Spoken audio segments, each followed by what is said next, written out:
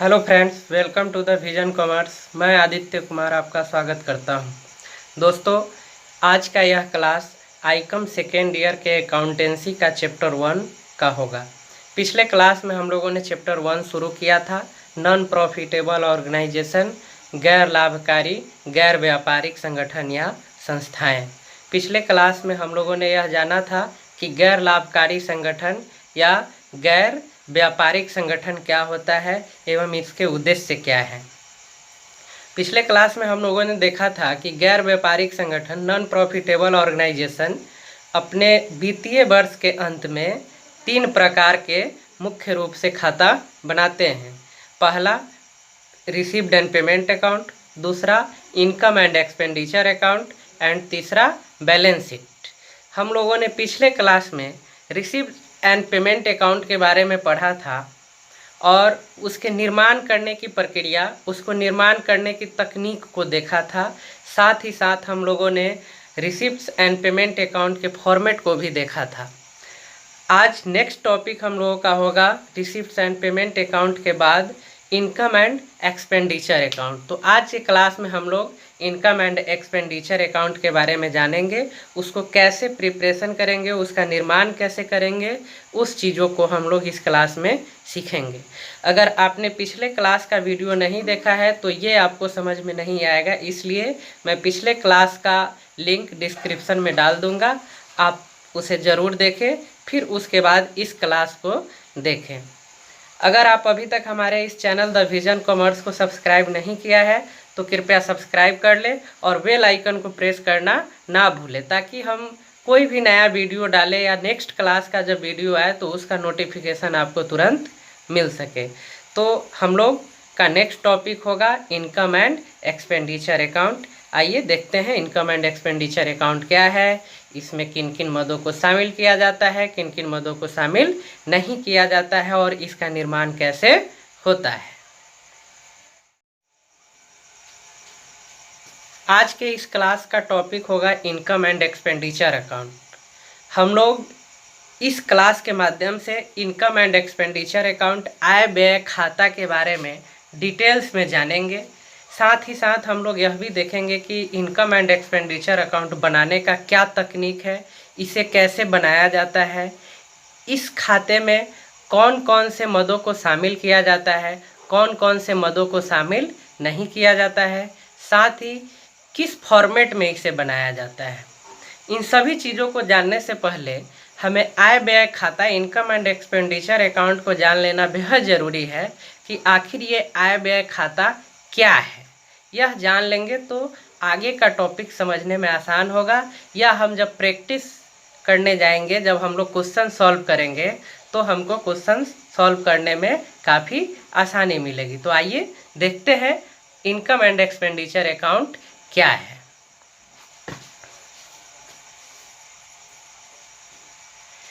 आय व्यय खाता एक नाम मात्र नॉमिनल अकाउंट है जो गैर व्यापारिक संस्था या संगठनों द्वारा तैयार किया जाता है।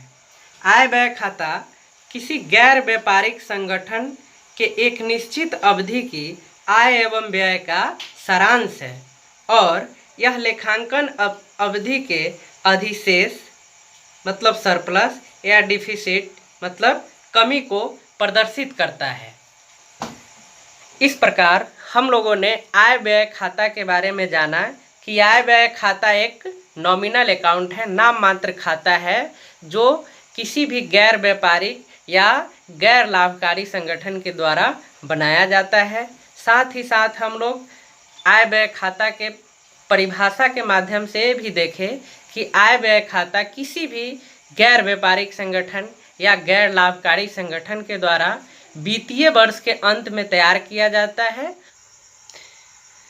इनकम एंड एक्सपेंडिचर अकाउंट किसी भी गैर व्यापारिक संगठन या अलाभकारी संस्था के एक वित्तीय वर्ष, एक निश्चित अवधि अर्थात एक वित्तीय वर्ष के अधिशेष, सरप्लस या कमी, डिफिसिट को दर्शाता है। इसके निर्माण से हम यह जान पाते हैं, इनकम एंड एक्सपेंडिचर अकाउंट बनाकर हम यह जान पाते हैं कि एक वित्तीय वर्ष में या एक निश्चित अवधि में किसी भी नॉन प्रॉफिटेबल ऑर्गेनाइजेशन का क्या इनकम हुआ है और क्या एक्सपेंस हुआ है।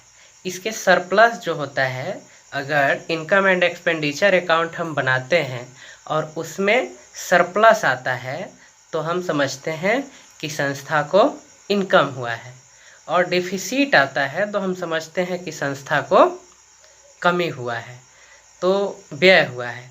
तो इस तरह से हम इनकम एंड एक्सपेंडिचर अकाउंट से किसी भी संस्था के आय और व्यय को जान पाते हैं। कुछ विद्वानों ने इनकम एंड एक्सपेंडिचर अकाउंट का परिभाषा दिया है, तो हमें वो भी समझ लेना है कि आखिर इनकम एंड एक्सपेंडिचर अकाउंट पे विद्वानों का क्या मत है, उनका क्या राय है, और वो किन शब्दों में इनकम एंड एक्सपेंडिचर अकाउंट को एक्सप्लेन करते हैं। तो आइए देखते हैं कि विभिन्न विद्वानों का इनकम एंड एक्सपेंडिचर अकाउंट पे क्या मत है, वो किस तरह से इसे परिभाषित करते हैं। पिकिल्स ने इनकम एंड एक्सपेंडिचर अकाउंट को परिभाषित करते हुए कहा है कि आय व्यय खाते को लाभ हानि खाते के समान कहा जाता है, जो एक गैर व्यापारिक संस्था द्वारा बनाया जाता है। यह वैसे ही काम करता है और ठीक उन्हीं सिद्धांतों पर बनाया जाता है जिन पर लाभ हानि खाता बनाया जाता है। उसी तरह से स्पाइसर एवं पैगलर के अनुसार आय व्यय खाता एक व्यापारिक संस्था का लाभ हानि खाता है। इसमें आगम मदें ही होती है, जिसे एक अवधि के समस्त व्ययों, चाहे उनका वास्तव में भुगतान किया गया हो अथवा नहीं, इसे डेबिट किया जाता है, तथा समस्त आय, चाहे वास्तविक रूप से प्राप्त हुई हो अथवा नहीं, से क्रेडिट किया जाता है। इस प्रकार हम देख रहे हैं कि जो भी विद्वान इनकम एंड एक्सपेंडिचर अकाउंट को परिभाषित कर रहे हैं, वो ये कह रहे हैं कि जिस तरह से प्रॉफिटेबल ऑर्गेनाइजेशन फर्म में, प्रॉफिटेबल ऑर्गेनाइजेशन में लाभ हानि खाता तैयार किया जाता है, लाभ हानि खाता से हम उस फर्म के वित्तीय अवधि के अंत में, वित्तीय वर्ष के अंत में या एक निश्चित अवधि के अंत में उस फर्म का लाभ हानि जान पाते हैं। ठीक उसी तरह से गैर लाभकारी संस्था में इनकम एंड एक्सपेंडिचर अकाउंट बनाकर हम उसके आय एवं व्यय को जान पाते हैं। तो ये just like profit and loss account है। गैर व्यापारिक संस्था इसे इनकम एंड एक्सपेंडिचर नाम देते हैं, और प्रॉफिटेबल ऑर्गेनाइजेशन जो लाभ के दृष्टिकोण से चलाए जाते हैं, वो लाभ हानि खाता इसका नाम देते हैं। तो ये just like profit and loss account है, और उन्हीं सिद्धांतों पर इनकम एंड एक्सपेंडिचर अकाउंट को भी बनाया जाता है जिन सिद्धांतों पर प्रॉफिट एंड लॉस अकाउंट को बनाया जाता है। अगले चैप्टर में हम लोग प्रॉफिट एंड लॉस अकाउंट के बारे में पढ़ेंगे। तो यहाँ हम लोगों ने ये देखा कि इनकम एंड एक्सपेंडिचर अकाउंट में आयगत जो आय होता है उसे हम लोग क्रेडिट साइड में रखते हैं, और आयगत जो व्यय होता है उसे हम लोग डेबिट साइड में रखते हैं। इसको एक ट्रिक से भी याद रख सकते हैं, इनकम एंड एक्सपेंडिचर। जैसे सबसे पहले क्या आ रहा है, इनकम, तो इसको हम लोग बाद में रखते हैं। कोई भी खाता हम लोग बनाते हैं तो फर्स्ट में क्या रहता है, डीआर साइड रहता है, एंड सेकेंड में सीआर साइड रहता है। अर्थात किसी भी खाता का जो लेफ्ट साइड होता है वो डीआर होता है, और जो राइट साइड होता है वो सीआर होता है। तो जो भी आयगत आय होता है वो हम लोग कहाँ रखते हैं, हम लोग इनकम एंड एक्सपेंडिचर अकाउंट में सीआर साइड में रखते हैं, और जो भी आयगत व्यय होता है उसको हम लोग टीआर साइड में रखते हैं। ये एक, जब हम लोग विस्तृत स्ट्रक्चर इसका देखेंगे इनकम एंड एक्सपेंडिचर अकाउंट का, तब इस तथ्य को हम लोग क्लियर कर लेंगे। बहुत सारे मद हैं जो डीआर साइड में आते हैं, बहुत सारे मद हैं जो सीआर साइड में आते हैं। तो जब हम लोग इसके फॉर्मेट पे चर्चा करेंगे नेक्स्ट टॉपिक में, तो फिर हम लोग देखेंगे। इस प्रकार हम लोगों ने इनकम एंड एक्सपेंडिचर अकाउंट के बारे में विभिन्न विद्वानों के मत को जाना, तथा उन्होंने जो परिभाषा दिया है इस चीज़ को हमने देखा। अब हम लोगों को इनकम एंड एक्सपेंडिचर अकाउंट से जुड़े हुए कुछ विशेष बातों को जानना ज़रूरी है, ताकि इनकम एंड एक्सपेंडिचर अकाउंट हम बनाना शुरू करें तो हमको किसी भी प्रकार की कठिनाई नहीं हो। तो कुछ विशेष बातें, इम्पोर्टेंट बातें जो है इनकम एंड एक्सपेंडिचर अकाउंट के बारे में, वो जानना बेहद ज़रूरी है। और मैं जो भी आपको पढ़ा रहा हूँ, आप उसका नोटबुक तैयार करें। ये स्टेप बाय स्टेप है, टॉपिक बाय टॉपिक है। ये आपका संपूर्ण जो आपका एक एग्जामिनेशन के लिए जो कोर्स है उसको कवर कर दिया जाएगा। अगर आप नोटबुक नहीं बनाएंगे तो फिर आपको कोई लाभ नहीं होगा। इसलिए आप नोटबुक बनाते रहें। मैं जो भी टॉपिक पढ़ा रहा हूँ आपका, उसको जिस तरह से मैं जिस क्रम में पढ़ा रहा हूँ उस क्रम में नोटबुक बनाते रहें। तो कुछ इनकम एंड एक्सपेंडिचर अकाउंट के बारे में विशेष बातें हैं, इम्पोर्टेंट जो इसका बात है, इम्पोर्टेंट जो इसका पॉइंट्स है, उसको जानना बेहद ज़रूरी है। ये देखते हैं वो इम्पोर्टेंट कौन कौन से इसमें टॉपिक है जो जानना बेहद ज़रूरी है। देखते हैं।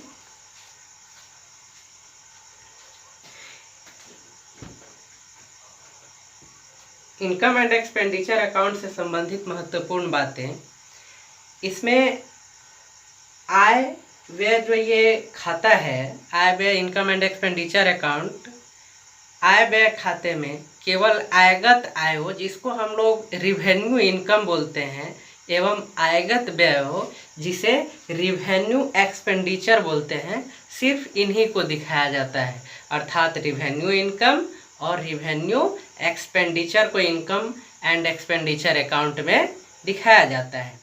एंड नेक्स्ट इसमें टॉपिक है, नेक्स्ट जो पॉइंट है वो है आयगत आयो अर्थात इनकम को क्रेडिट साइड में, एवं आयगत व्ययो अर्थात एक्सपेंडिचर को डेबिट साइड में दिखाया जाता है। स्पष्ट है, जो भी इनकम होगा, जो भी इनकम आएगा उसको क्रेडिट साइड में रखेंगे, और जो भी व्यय होगा, जो एक्सपेंडिचर होगा, उसको हम लोग डेबिट साइड में दिखाएंगे।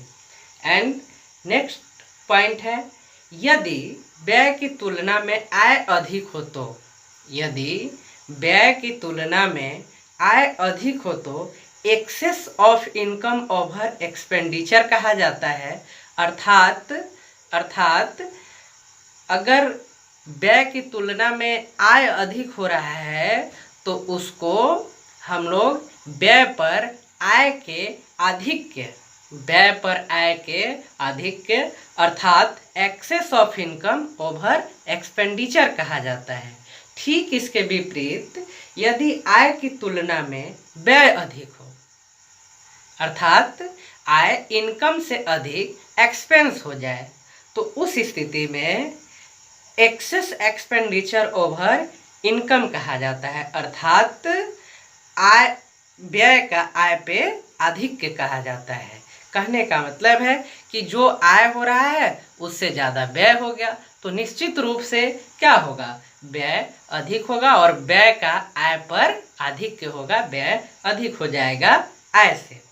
एंड नेक्स्ट टॉपिक है, इस खाता में पूंजीगत मदों को नहीं दिखाया जाता है। ये इम्पोर्टेंट है, आपको यह एकदम दिमाग में बैठा लेना है कि इनकम एंड एक्सपेंडिचर अकाउंट में जो है पूंजीगत मदों को, पूंजीगत आइटम्स को, इसमें कैपिटल आइटम को इसमें नहीं दिखाया जाता है। एंड नेक्स्ट पॉइंट है, इसमें केवल चालू वर्ष के ही आय एवं व्ययों को दिखाया जाता है। कहने का मतलब है कि इस खाता में, इस इनकम एंड एक्सपेंडिचर अकाउंट में सिर्फ और सिर्फ करेंट ईयर से रिलेटेड इनकम एंड एक्सपेंडिचर को दिखाया जाता है। हम लोग पिछले वर्ष और अगले वर्ष से संबंधित अगर कोई भी ट्रांजैक्शन है तो उसे हम इनकम एंड एक्सपेंडिचर अकाउंट में नहीं दिखाएंगे। पहले और बाद वाले वर्ष के जो भी इसमें समायोजन किया गया होगा उसको हम लोग घटा कर दिखाएंगे, उसको हम लोग माइनस करके दिखाएंगे। इसका बहुत सारा रूल्स है जिसको हम लोग अगले स्टेप में पढ़ेंगे। अब हम देखेंगे कि इनकम एंड एक्सपेंडिचर अकाउंट को बनाने का कौन कौन से स्टेप्स है, कौन कौन से चरण हैं, उस चरण को समझने के बाद, उस स्टेप्स को समझने के बाद हम इनकम एंड एक्सपेंडिचर अकाउंट को आसानी से बना सकते हैं। किसी भी प्रकार की कठिनाई नहीं होगी अगर हम किसी भी टॉपिक के थ्योरी को बहुत अच्छे से पढ़ लेते हैं। तो आइए देखते हैं इनकम एंड एक्सपेंडिचर अकाउंट बनाने के कौन कौन से स्टेप्स हैं, कौन कौन से रूल्स हैं, हमको कौन कौन से रूल्स को फॉलो करना है ताकि इनकम एंड एक्सपेंस अकाउंट हम बना पाएँ। हम लोगों का टॉपिक है preparation of income and expenditure account. हम लोग इसमें ये जानेंगे कि इनकम एंड एक्सपेंडिचर अकाउंट के प्रिपरेशन के लिए हमें किन किन स्टेप्स को फॉलो करना है, किन किन स्टेप्स को ध्यान में रखना है। इनकम एंड एक्सपेंडिचर अकाउंट बनाने के समय ध्यान देने योग्य ये जो इम्पोर्टेंट पॉइंट है इसको दिमाग में एकदम सेट रखना है। हम लोग स्टेप फर्स्ट में देखेंगे, स्टेप 1 में देखेंगे items not show in income and expenditure account, अर्थात इनकम एंड एक्सपेंडिचर अकाउंट में नहीं दिखाई जाने वाली मदें। ये मद कौन कौन सा है, आइटम कौन कौन सा है, इस चीज़ को हम लोग देखते हैं। दोस्तों सबसे पहले हम ये जान लें, ये जो इनकम एंड एक्सपेंडिचर अकाउंट है यह रिसिप्ट्स एंड पेमेंट से बनाया जाता है।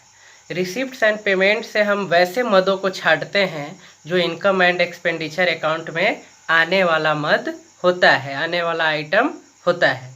तो इस कड़ी में हम लोगों को ये देखना है कि रिसिप्ट्स एंड पेमेंट अकाउंट से कौन से आइटम्स हम इनकम एंड एक्सपेंडिचर अकाउंट में नहीं डाल सकते हैं। अगर इसे डालेंगे तो इनकम एंड एक्सपेंडिचर अकाउंट गलत हो जाएगा। फिर हम किसी भी संस्थान का जो डाटा प्राप्त करना चाहते हैं, जो आय व्यय का डाटा, जो उसका वास्तविक स्थिति है वो हम प्राप्त नहीं कर पाएंगे। तो फर्स्ट स्टेप में हम ये देखेंगे items not show in income and expenditure account, आय व्यय खाते में नहीं दर्शाई जाने वाली मदें। इसको हम लोग देख लेते हैं। सबसे पहला जो आइटम है opening cash and bank balance, प्रारंभिक रोकड़ एवं बैंक शेष। जो प्रश्न में दिया हो या रिसिप्ट्स एंड पेमेंट में ओपनिंग बैलेंस जो हम देते हैं, बैलेंस बीडी करके, वो हम इनकम एंड एक्सपेंडिचर अकाउंट में नहीं दर्शा सकते हैं।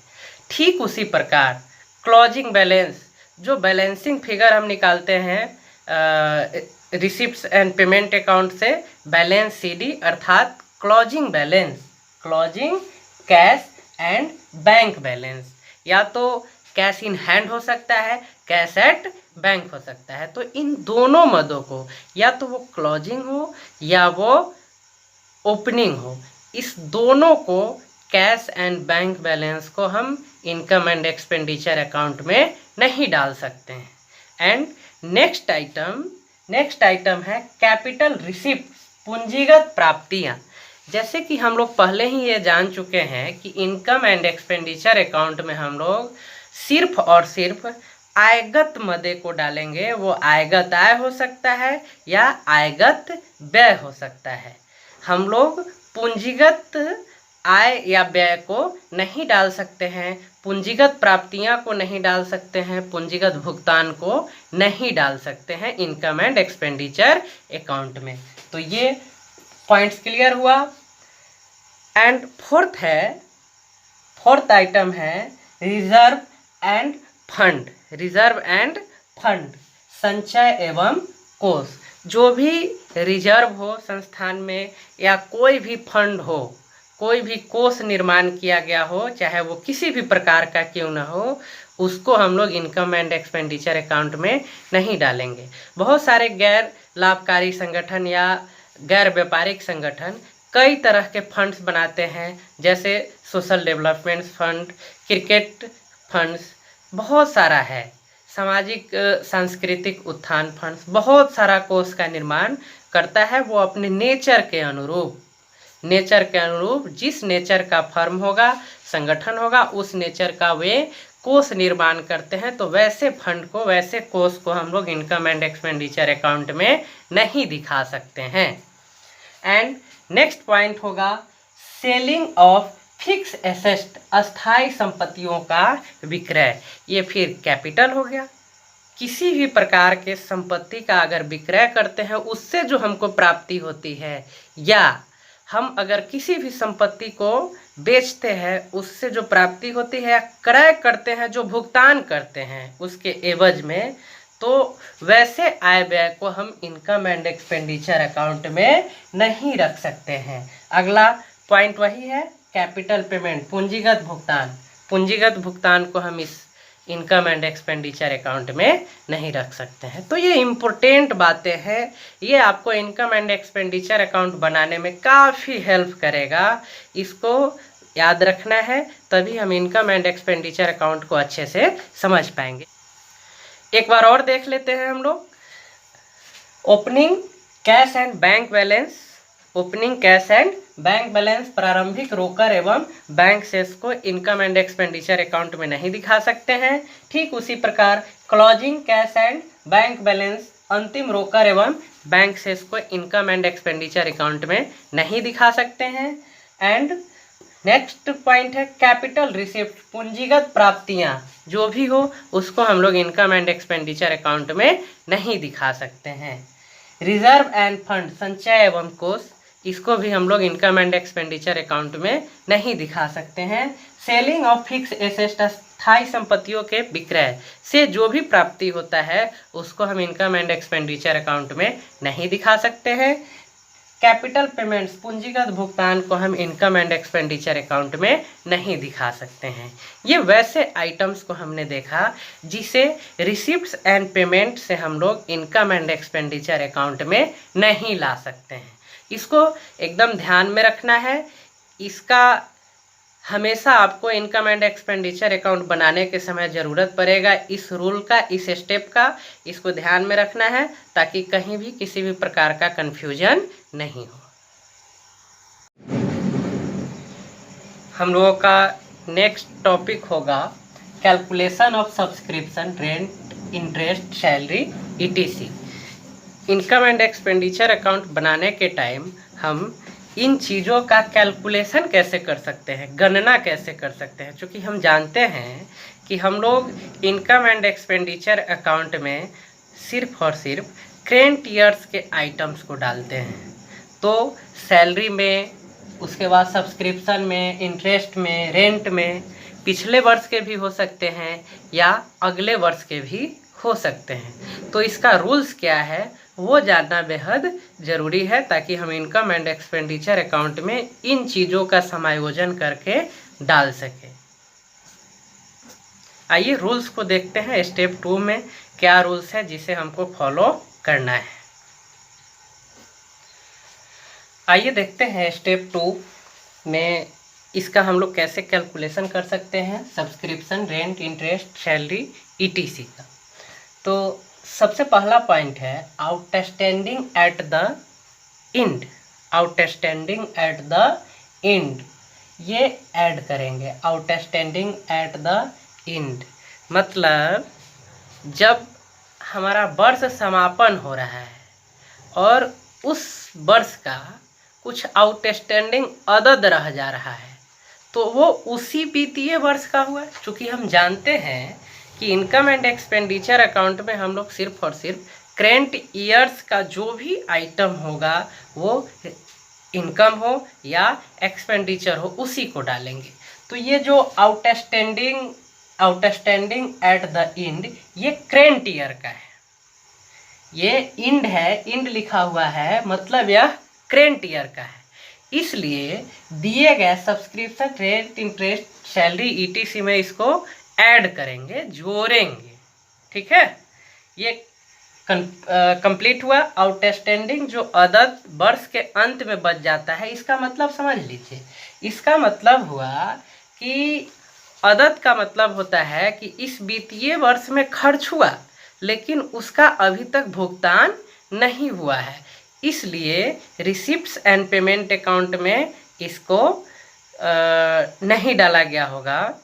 तो इसलिए हम लोग इस वर्ष के खर्च को इनकम एंड एक्सपेंडिचर अकाउंट के इसी वर्ष में डालेंगे, इसको अन्य वर्षों के लिए नहीं छोड़ेंगे, क्योंकि यह करेंट ईयर्स से जुड़ा हुआ है, ये करेंट ईयर से जुड़ा हुआ है, इसलिए इसको इसी में डालेंगे।